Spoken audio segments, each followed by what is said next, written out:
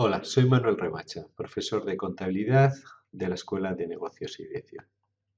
Siguiendo con los empréstitos, el tema 15 se dedica a estudiar su contabilización. Este tema se divide en 4 puntos: contabilización de los empréstitos, en su emisión, la contabilización de los intereses, la reclasificación de la deuda y amortización del empréstito. El punto 2 se estudia la contabilización del rescate de obligaciones.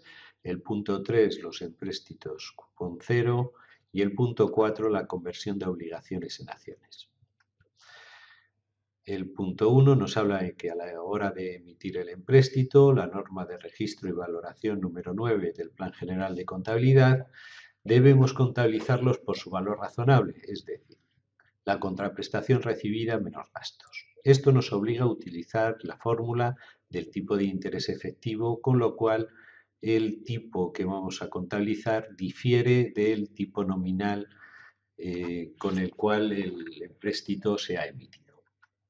Los intereses se van a contabilizar según el coste amortizado, por lo cual tendremos una parte que son los intereses y obligaciones y bonos que van a gasto, de los cuales hay una parte que van intereses a corto plazo de empréstitos y otras emisiones análogas, y obligaciones y bonos a corto plazo por la diferencia.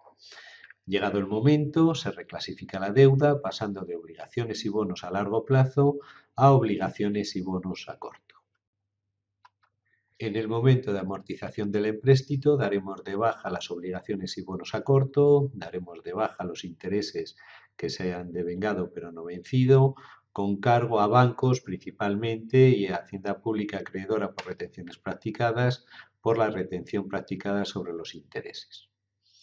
En el punto 2 habla del rescate de obligaciones, ya sea por amortización o por pago anticipado, por convenios celebrados entre la sociedad y el sindicato de obligacionistas, por la adquisición en bolsa o por la conversión en acciones. Los empréstitos cupón cero, que son aquellos que devengan intereses pero que se pagan al vencimiento de los títulos, tenemos que contabilizar los intereses según el principio de devengo.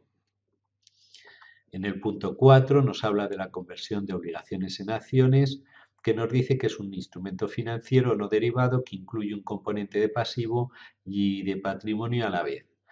Nos dice que se remunera a los obligacionistas de dos formas: vía intereses y vía prima de reembolso inferior. Es decir, en estos casos hay una emisión de obligaciones a un tipo de interés inferior que el de mercado, puesto que se les atribuye una característica, y es que pueden convertirse en acciones.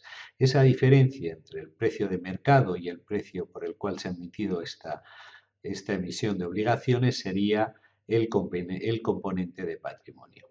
En la emisión debemos distribuir el valor en libros inicial de un instrumento financiero de acuerdo con los siguientes criterios. Se le da al componente de pasivo el valor razonable de un pasivo similar, y la diferencia hasta el valor de mercado es el componente de patrimonio. Esta proporción se le aplica igualmente a los gastos. Vamos a tener por un lado bancos por los ingresos, y luego tendremos obligaciones y bonos convertibles, la 178, que es de pasivo, y patrimonio neto, emisión de instrumentos de financieros compuestos, que es la parte de patrimonio neto. La conversión del empréstito, pues tenemos que dar de baja el componente de pasivo y reconocerlo como patrimonio. Si hay amortización anticipada, se distribuye la contrapartida entregada y los costes de transacción del rescate entre los componentes de pasivo y patrimonio. El importe de la ganancia o pérdida relacionada con el componente se reconocerá como resultado del ejercicio, y por otro lado el importe de la contrapartida relacionada con el componente de patrimonio se reconocerá como patrimonio. Si hay modificación de las conversiones de conversión con el fin de lograr una conversión anticipada de esta emisión, se reconocería como pérdida en el resultado del ejercicio.